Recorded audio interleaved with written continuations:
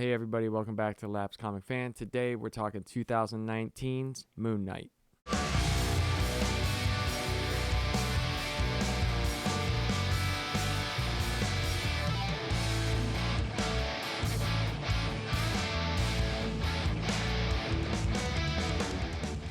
Just a reminder, we're running the contest for the Dark Knight Returns box set. You will get this awesome Dark Knight Returns box set. Dark Knight Returns. The box set comes with the mask and the graphic novel. And I'm also throwing in this hardbound edition of Batman's 100 Greatest Moments. It's a really great book, guys. It has some awesome stuff in it. So check it out. All you have to do is comment on the Court of Owls review. I did 2 of them. They're 2 parts. Just tell me what your favorite Batman moment is. So it could be a video game. It could be comic books, movie, TV. It doesn't matter. And once we get enough comments, I'll mention, once we start getting a lot more comments, then I'll put an end to date for the contest. So, try to like and subscribe and share as much as you possibly can. Let's try to get this going. It'll be a lot of fun. Yeah. Speaking of Batman, I've been streaming Batman Arkham Knight, the video game. I do that with my PlayStation. I send out tweets and put it up on the Pop Culture Project Facebook group. Also, I've been wondering about this for a minute here. Since we haven't really been recording much Pop Culture Project stuff, it's been mostly Lapsed Comic Fan. I was thinking about changing the name back to Lapsed Comic Fans, as in more than one, just in case we do want to record more stuff, but still have the Pop Culture Project show as a show. But the channel, I think, should be Lapsed Comic Fans because I mostly talk about comic books and comic book-based stuff. So give me a comment down there on what you think and if I should change it back to that, because I've been thinking about it for a while. I'm wondering if the algorithm, because it used to be named Lapsed Comic Fan. And if you look at my old videos, they used to get a lot more views. And once we changed it to Pop Culture Project, it's not that the videos aren't good. It's just that I don't think the algorithm knows what the hell to do with the name of the channel and then just talking about strictly mostly comics or Marvel and DC based entertainment. But let me know what you guys think. So we're going to get right into this comic book, man. This is written by Jed MacKay, an artist. The art is done by Alessandro Cappuccio. The cover art is amazing. Steve McNiven and Frank D'Armata. It's incredible. So I don't know if they do them on all of the issues, but there's 7 issues out right now. I went to Comixology and I got them, and I've been loving it. It's a fantastic run so far. It's got a lot of cool undertones of dealing with mental health issues, but also how badass Moon Knight can be and what his beliefs are, how it's tied into other comics, his relationship with Khonshu. It's all in here, and I think that could be adapted well later on. I don't know if this could be adapted for like the TV show, because this is already like playing off of a lot of the experience of him as Moon Knight already. It's not like an origin. It's not anything like that. So who knows what they're going to end up doing, but this is definitely a recommend from me.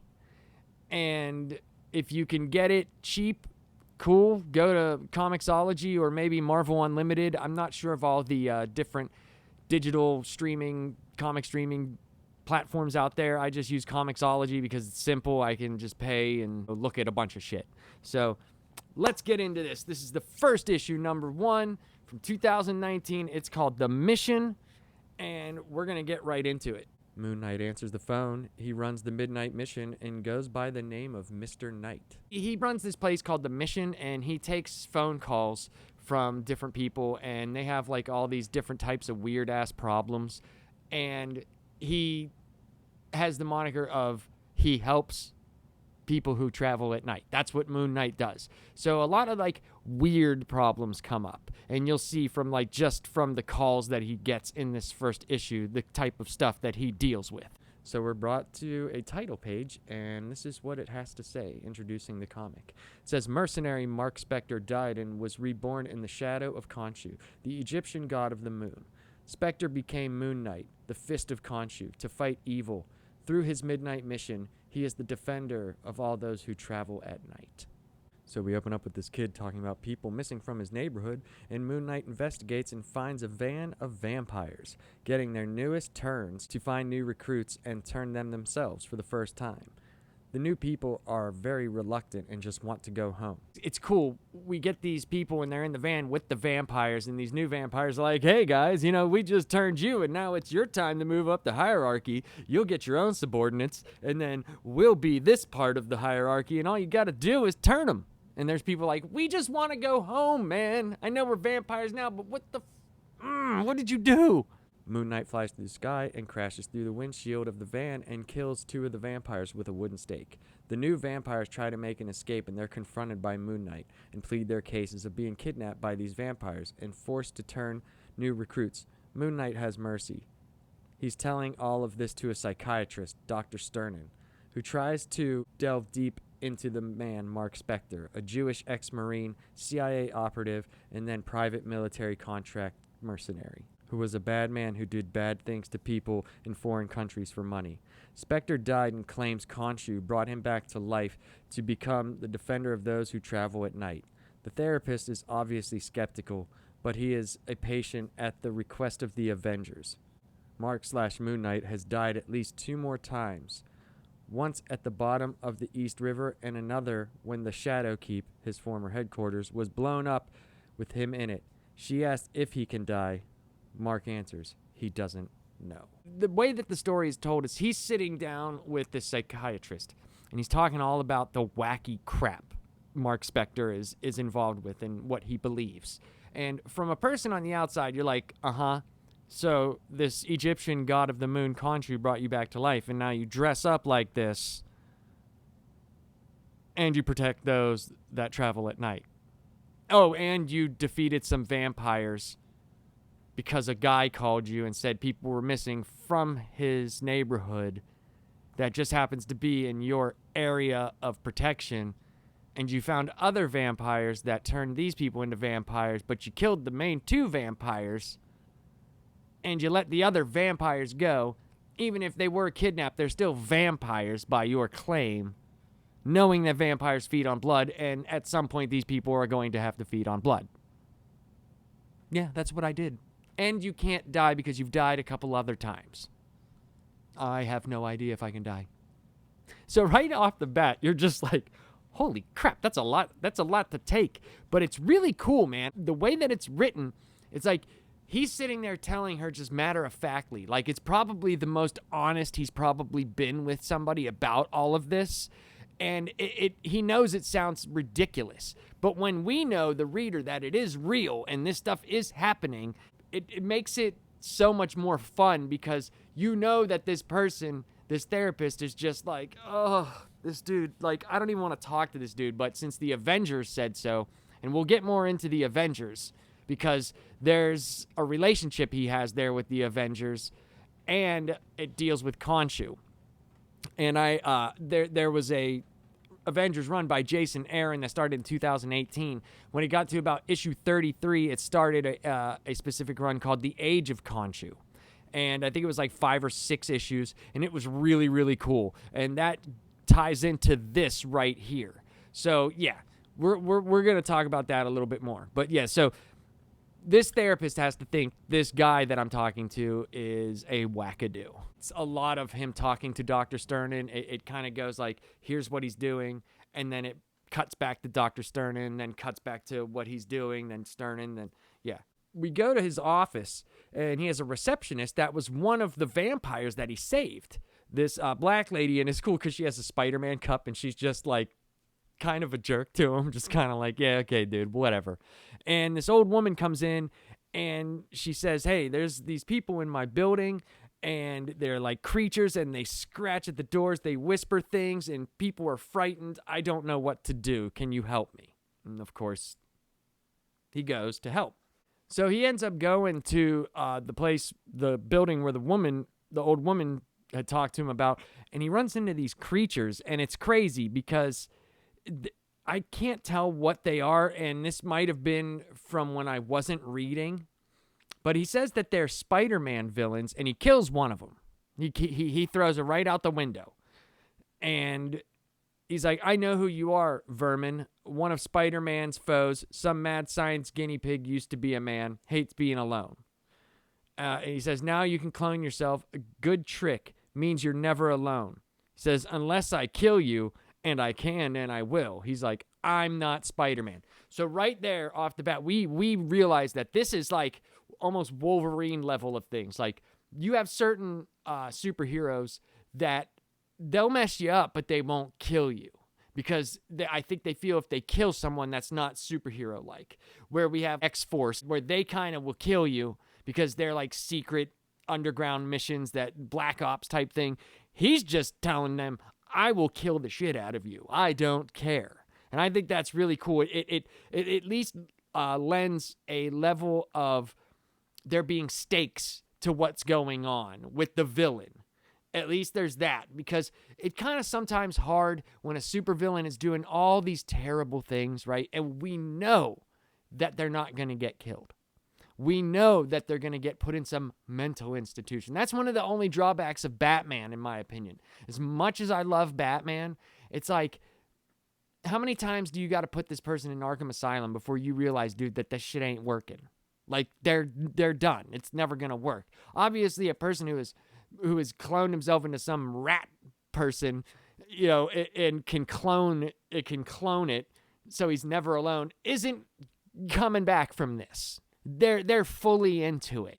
And to know that he'll go out and kill them and end them puts the fear in these villains, knowing, okay, this isn't Spider-Man. He's not just going to beat me up. I'll take an ass whooping. But this, he's going to kill me. So I better tread lightly or make sure I know what I'm doing so he doesn't kill the shit out of me.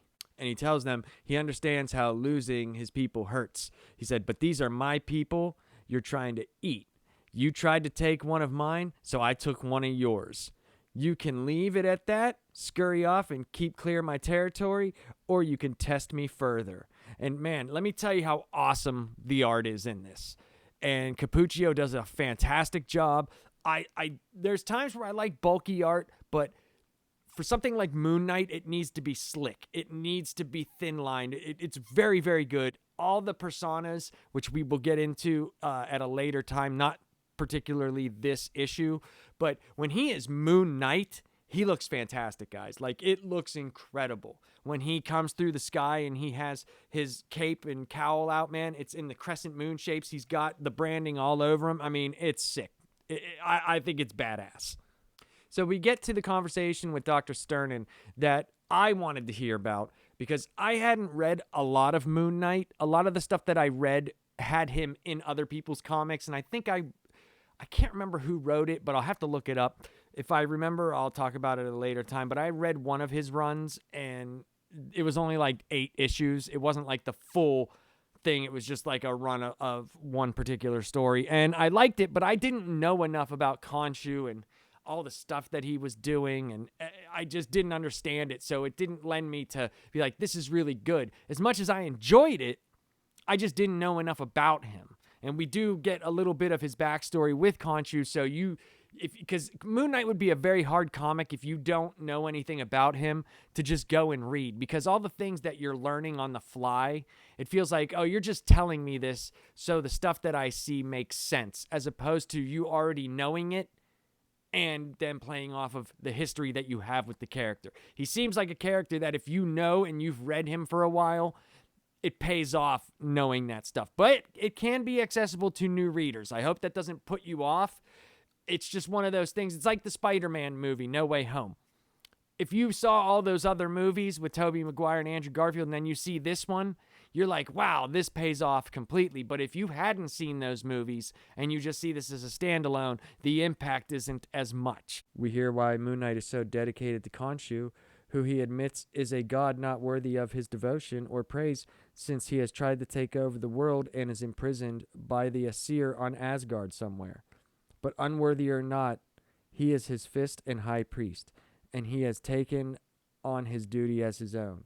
It is his debt for being brought back to life. So when he talked about him being imprisoned on Asgard, that's what I talked about earlier in the Avengers comics by Jason Aaron. He talks to Khonshu at some point, and then he just goes and Moon Knight goes and starts taking out all these Avengers.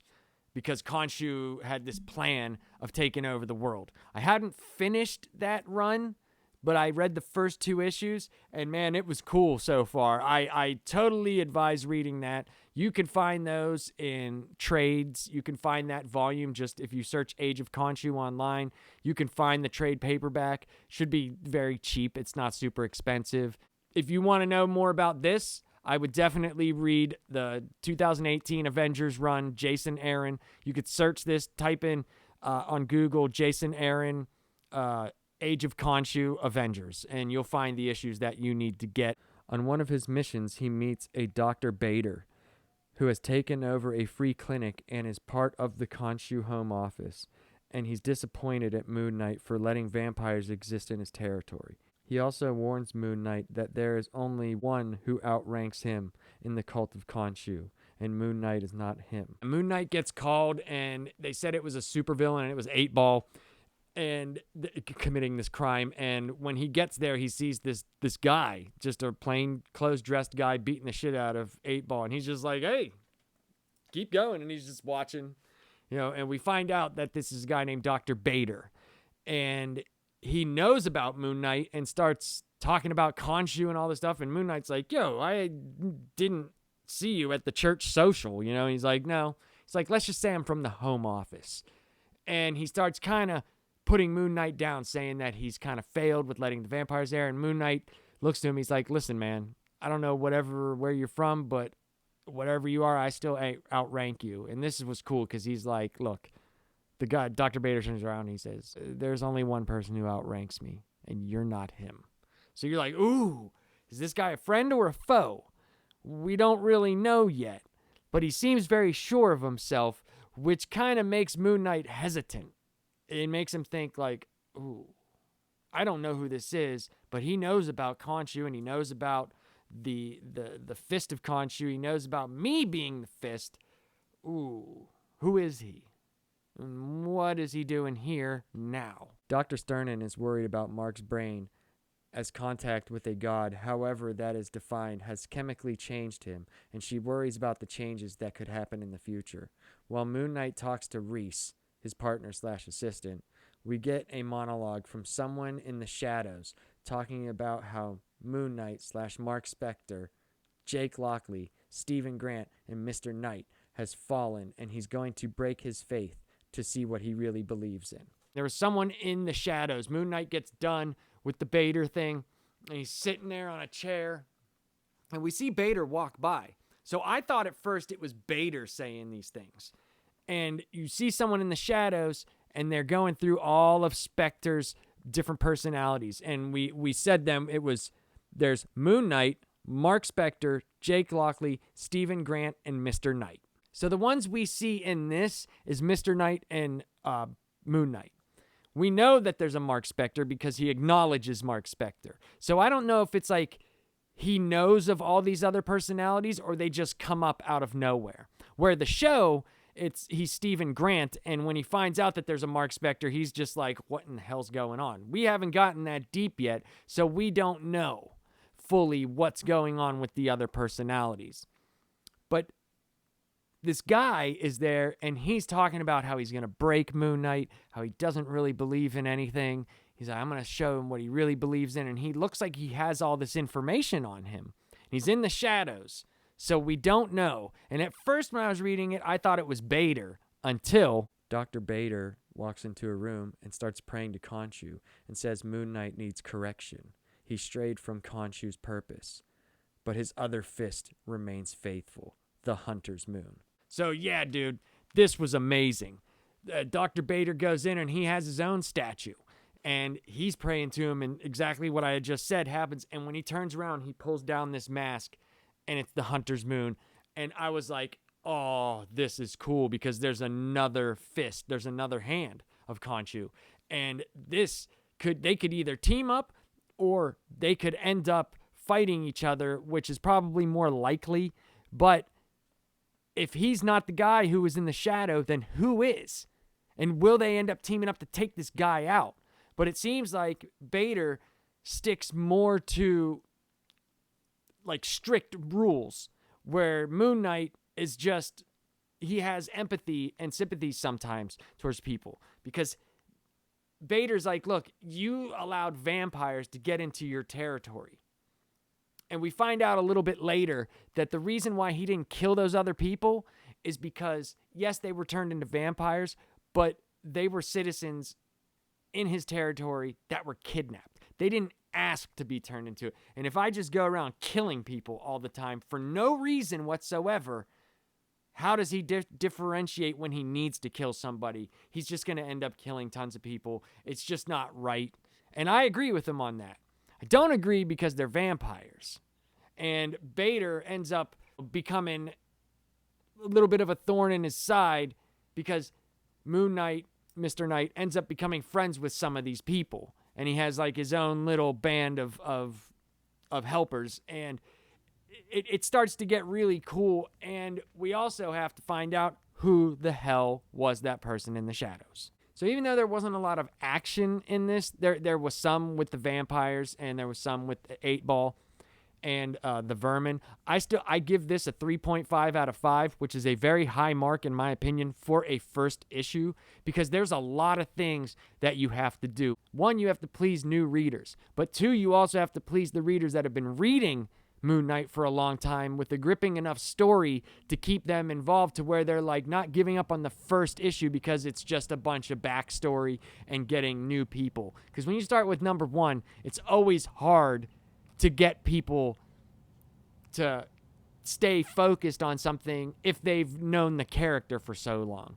And you have to do a medium, because there's also the people that don't know the character, that if you're just telling a story that nobody knows anything about, then that's really hard to grip new people also. The art in this by Cappuccio is fantastic. The writing is fast. I think it's done well. I'm very excited to read more of this, and I'll probably talk about this more on a live stream, but I wanted to get this video out because I haven't been feeling good this whole past week. It kind of threw a wrench in my plans for a long time, and I just wanted to get something out, and I thought Moon Knight would be appropriate since the trailer dropped this past week. And I look, guys, I think this is really cool. All the stuff that I've read with Moon Knight, even the Age of Khonshu issues, have been great. I really like the character. There's a lot of intrigue and mystery around it.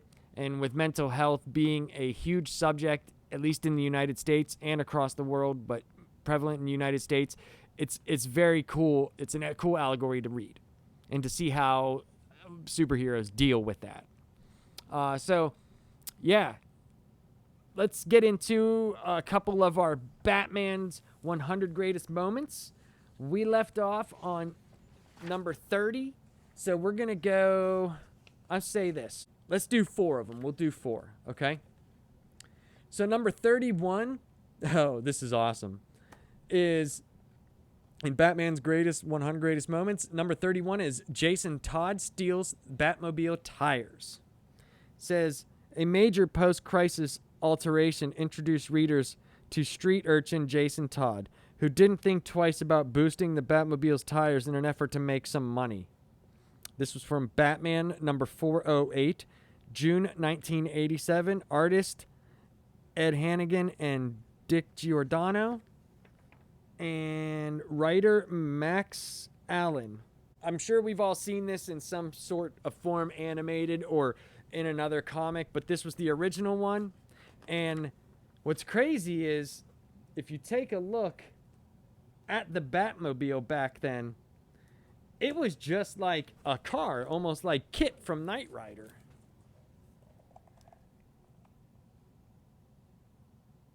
It's pretty cool. And Batman just laughs. He just laughs his ass off. He's just like, I can't believe you did it. He's like, well, come finish the job at least. And what's great, Batman's like, look, man, what else is the tire iron for? And Jason just cracks him in the stomach. He's like, you little son of a gun. And he's like, runs away. He's like, try to catch me, you big boob.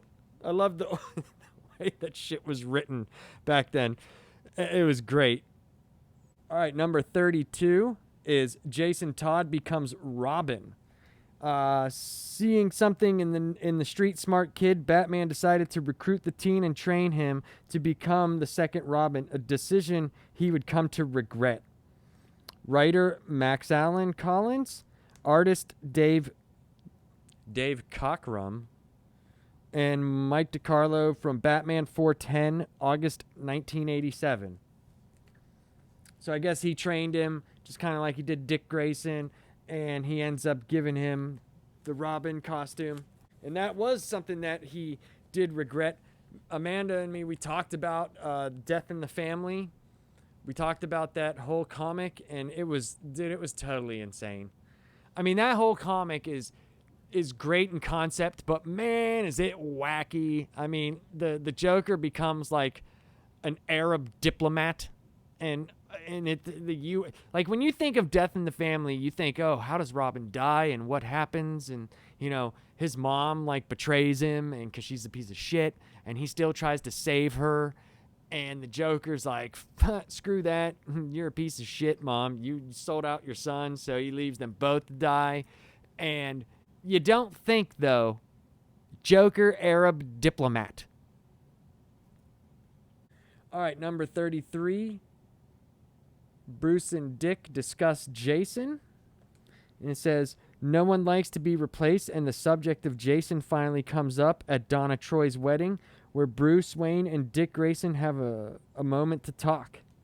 So I'm assuming this comes as Dick probably goes out on his own and has to become Nightwing, but I have not read any of that. And if I did, it's been forever. It's probably been since 1987, so I don't remember everything from it. And it is from Tales of the Teen Titans, number 50, from February 1985. Writers Marv Wolfman and George Perez, artist. George Perez, we lost just a really great guy, man. And I know those two had done a lot of stuff together, so that sucks, man.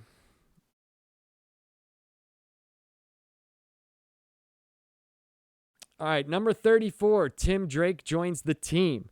Tim Drake is convinced that Batman needs a Robin and proves he is more than ready for the task, becoming the third to fill the pivotal role.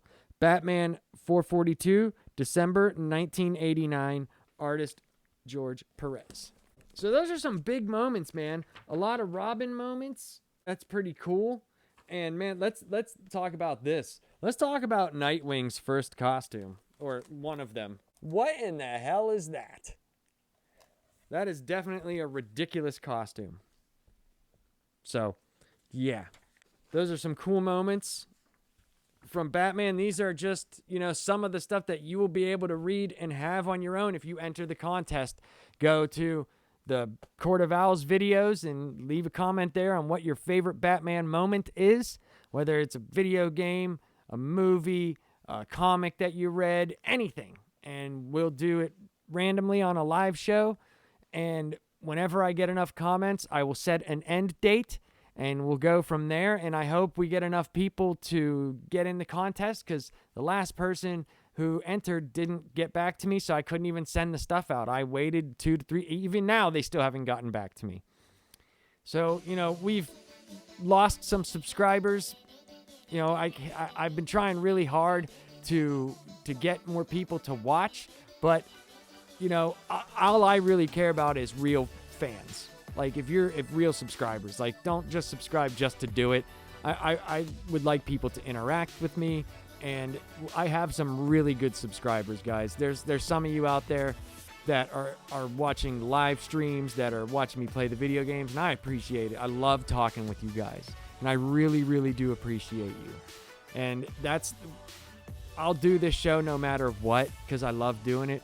But just the fact that I'm able to talk to some of you guys about Batman or about Moon Knight just makes me super happy, and I really appreciate you.